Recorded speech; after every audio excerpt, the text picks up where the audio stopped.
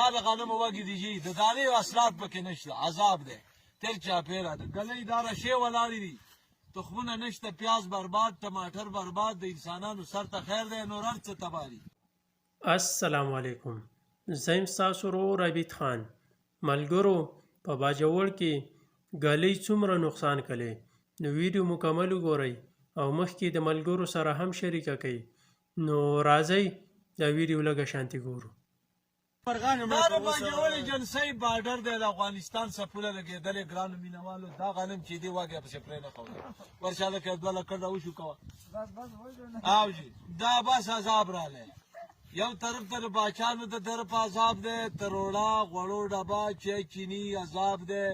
د انسانانو سر ته خیري بل طرف ته د هوایي مرغانو عذاب رالی جي دا وګورئ دا مرغه دی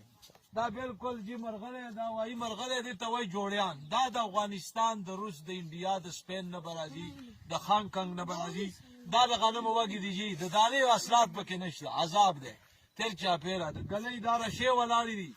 تخمونه نشته پیاز برباد ټماټر برباد د انسانانو سر ته خیر دی نور هر څه تباه دي بوسان نشته غنم نشته هوایي مرغان راله 50 شپېته دانې وې دا لکان داسې وایي دا راله پاشینار کې کېناستو بس لکه مخې ونه لیده راوره د هلکان هغه وروستۍ سلګۍ وې ګلۍ ایشتلې غټه غټه ګلۍ راله غټه غټه تقریبا چې هلکه وبه دغه 200 ګرامه یوه ودانه ګلۍ وه لکه دا یو عذاب رالی جي اسلام علیکم ډېره مننه